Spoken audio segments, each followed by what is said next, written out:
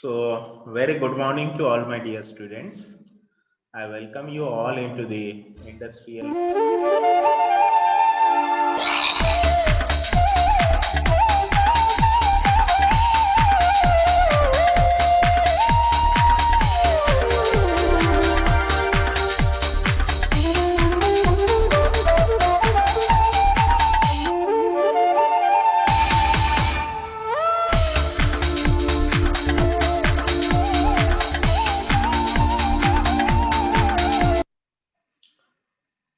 So, dear student, we are onto the industrial pharmacy, and in this particularly, we are studying the regulatory affairs.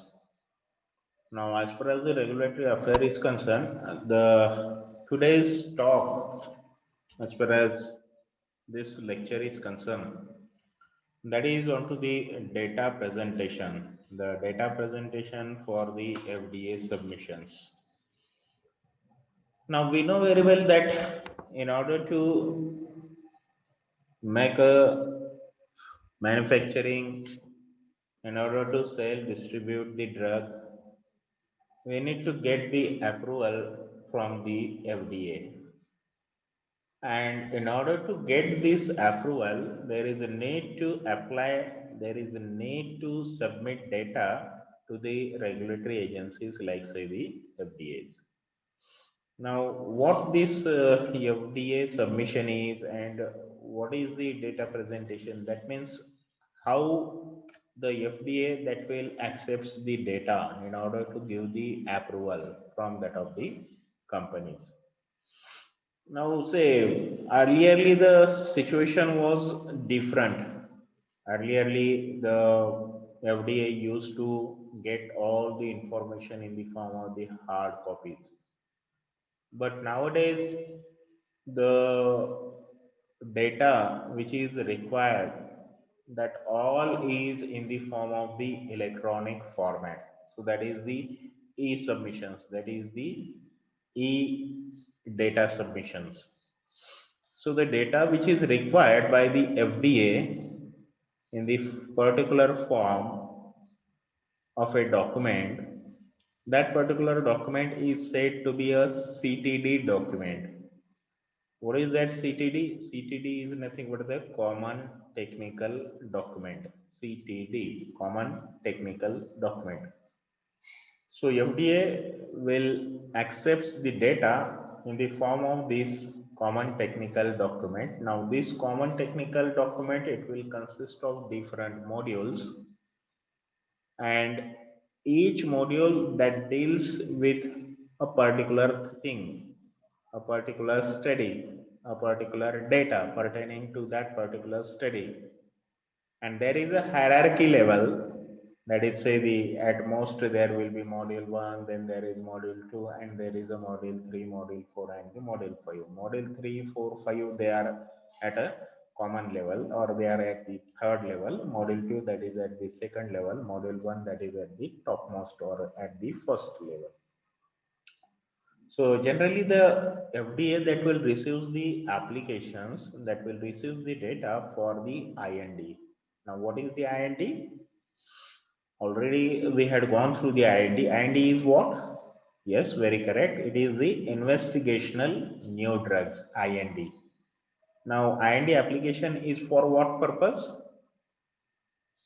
Yes, before going for applying for the NDA, that is the new drug application, there is a need to have the preclinical data study and its approval from that of the FDA. The experiments which are to be performed onto the animals, the data obtained from the animals, that is to be submitted to the FDA in the form of the IND application, which consist of the preclinical studies, and based on these the FDA will give approval, and once this approval had been received, then the data has to be submitted in the form of the new drug application. And the data which is to be submitted in case of new drug application, that is what? That is the data pertaining to the clinical trial, data pertaining to the clinical studies. Are you getting my point? Right. So the data that is presented for IND, the data that is presented for the NDA, the data that is presented for the ANDA, isn't it? What it is? ANDA, abbreviated new drug applications, right? And there is a biological license applications, BLAs, right? So for all these, the FDA that will receive the data, and there are different regulatory bodies. There are review committees like say the CDR, Central Drug Evaluation and the Research, right? So they will evaluate the all data related with that of the drugs. So this is just the general discussion related to that of the FDA submissions and the CTD.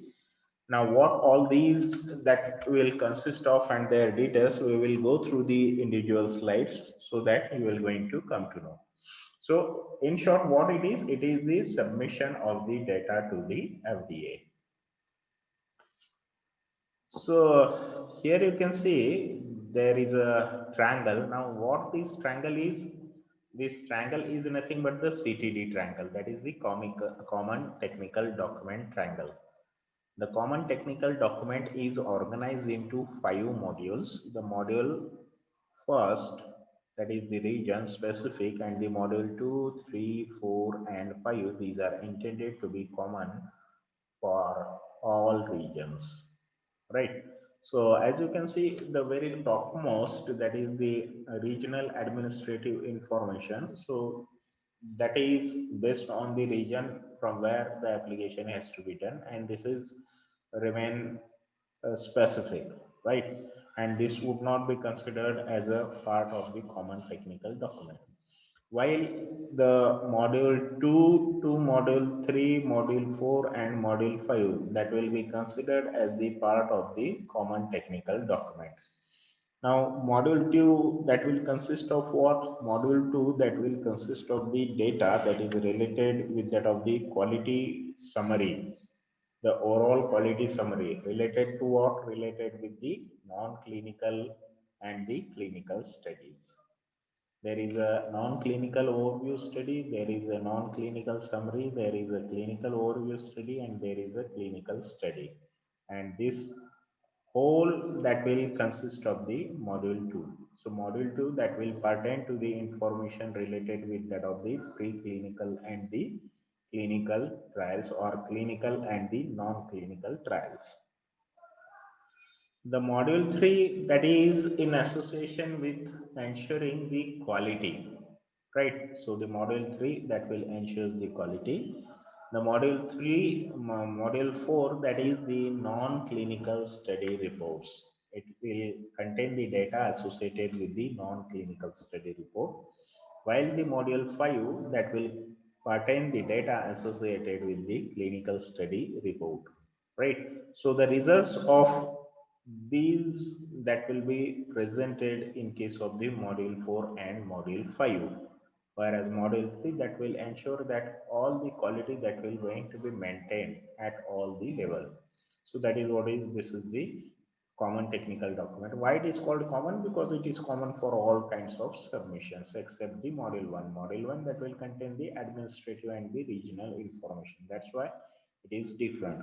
While the remaining, that is module 2 to module 5, that will be same, that will be equal to all these submissions.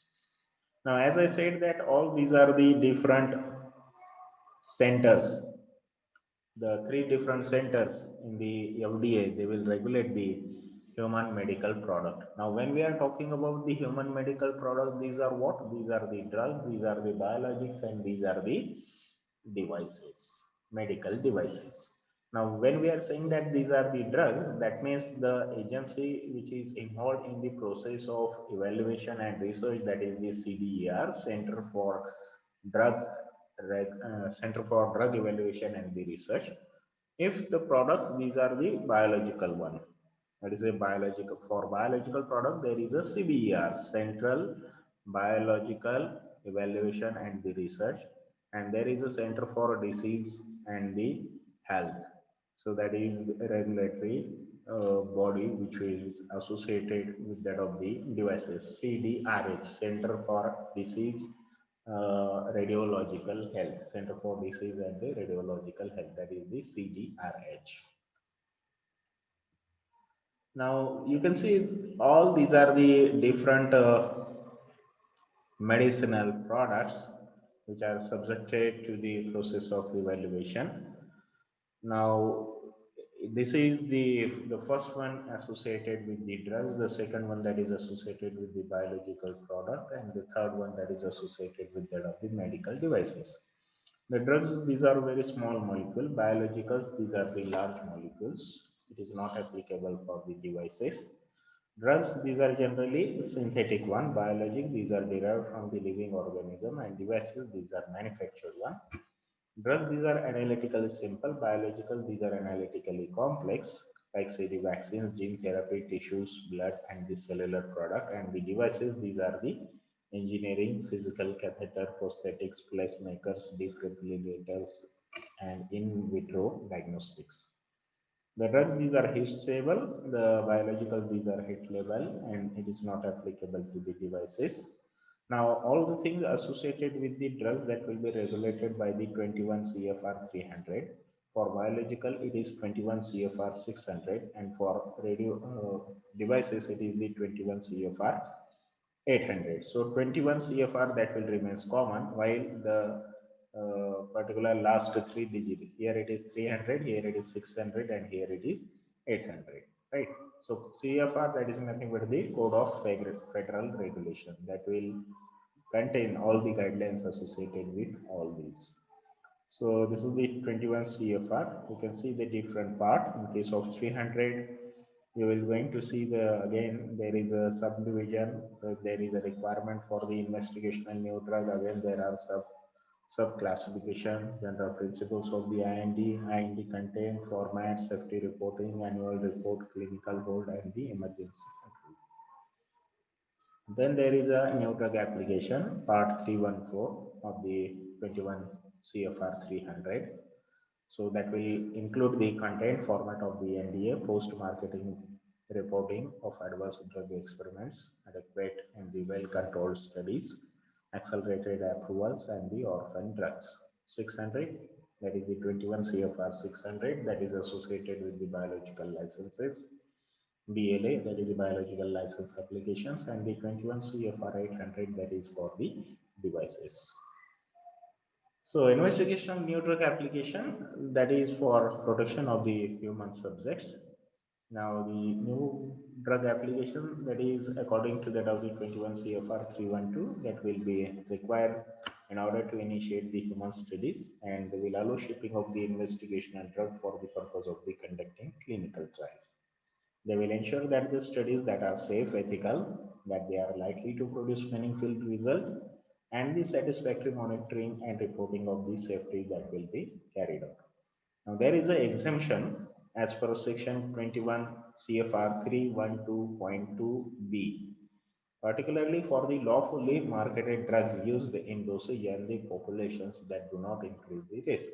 So there is an exemption, and these are not intended to support the changes into the labelings and the advertising. Some clinical holds will be there as per section 21 CFR 312.42, that is the studies can be delayed or halted by FDA for any kinds of the safety reasons. Now for biological license application, the requirements for marketing and application, that is required components are needed, and the safety reports. The new drug application that will include, for example, say the non-clinical studies associated with the chemistry, in vitro, animal studies, and they will ensure the efficacy and safety that will result from the clinical studies performed under the IND, that is the investigational new drugs. Now, if you are involved, say, suppose in the study of the investigational new drugs, that the FDA need to review the IND study protocol to allow the study to be proceeded. Now, you need to be aware of the responsibilities of the investigator, which is as per the Form FDA 1572, and there is an informed consent which is required to be collected from the participants, from the volunteer, from the subjects, from the patients. There is an institutional review board, There is need to submit the safety reporting and the expectable reasonable outcomes of a meaningful study results. Now, investigators brochure, what the investigation brochure that already we had studied in our previous slides, in our previous lectures. Now, the FDA that will reviews along with the protocol and the IND submission, the investigators brochure. Now, on this basis, you will have to decide if the study is safe and appropriate for your patients, for which you need to give the different information like say the safety information, the imperative shelf life and the substance uniformity, the data pertaining to that of the general toxicology, genotoxicity, carcinotoxicity, and the cardiac effects. The clinical pharmacology need to be submitted, the data are associated with which, like say the peaks, the area under curves, metabolites, and the drug interaction along with the ADME characteristics. So these are the different submissions, as I told you.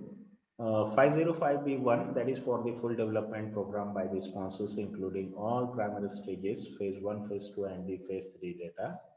The 505B2 that will contain the full reports of investigations of safety and effectiveness, but where at least some of the information required for approval comes from studies not conducted by or for the applicant and for which the applicant has not obtained a right of the reference. 505J that is associated with the generic pathways, which will contain the information. It will show that the proposed product that is identical in active ingredient, dosage form, strength, route of administration, labeling, quality, performance characteristics, and the intended use along with the other things to a particularly approved product based on the chemistry and the bioequivalence. The subpart H that is adequate and well-controlled clinical trial establishing that the drug product has an effect on a surrogate endpoint that is reasonably likely based on the epidemiologic, therapeutic, pathophysiologic, and other evidence to predict the clinical benefit or on the basis of the effect on a clinical endpoint other than the survival or irreversible morbidity. Then there is an animal rule, there is the drug and the biological product development when human safety, human efficacy studies are not ethical or feasible, like say the anthrax prophylaxis. The investigational device exemption that will ensure the protection of the human subject in the clinical trial, equivalent to that of the IND for drugs. There is a need for studies of the significant risk devices according to the 21 CFR 812.3. Generally, it will include the in vitro diagnostics where the results affect the patient treatment. Now, even if an investigational device exemption is not needed, informed consent and the institutional review board review are most often necessary. Now, if we talk about the medical devices, unlike drugs and the biologicals, the devices, these are divided into the three classes depending on the different information needed to ensure the safety and the classes, safety and efficacy. The class 1, class 2, and the class 3. The class 1 that is the cotton swab, which require the general control and which will be exempted from the pre-market submission. Class 2 that is the lab test and the most devices which are general and the special control. And class 3 that is the defibrillator. So these are the different pathways by which the clearance that can be carried out. Now, how does the FDA that will decide? The FDA that will decide based on the scientific review, based on the Code of Federal Regulation, based on the guidances, and based on the suggestions, comments, and the recommendations that will be made by the advisory committee. Now, there is a review team. Now, this review team that will consist of the personnel which are belonging to that of the chemistry, clinical pharmacology, toxicology, microbiology, clinical review, and the statistical review. There is a panel of people like say the statisticians, biologists, biotechnologists, toxicologists, clinical pharmacologists, etc., etc. So all these they will review all the data, and based on that they will submit their report to the advisory committee, and the advisory committee will recommend, it will give suggestions wherever onto the matter it is necessary. They carefully evaluate the whole submission as far as the risk to benefit ratio is concerned.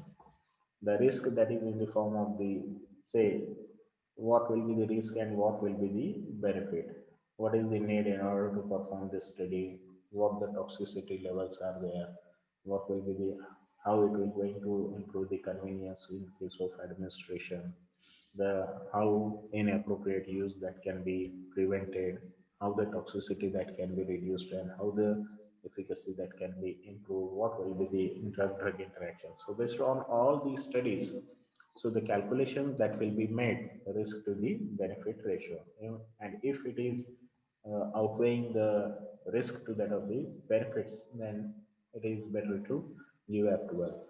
Then there is a product labeling, which will contain the information including the approved indication and the use, dosage and the administration, warning and the adverse reactions, drug interactions, use in specific populations, clinical studies. And these are used by the healthcare professionals and the patients for information on safe and the effective use. It has its applications for advertising and the promotion purpose. Now, generally, the submissions, they will subject to that of the rejections. Now, why these are going to be rejected? There are reasons that these are not get approved.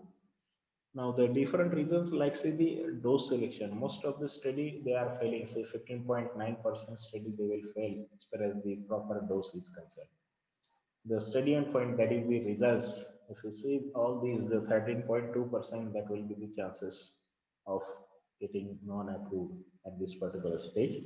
The efficacy, again, that is compared to that of the standard of the care, the 13.42%, that will be the possibility.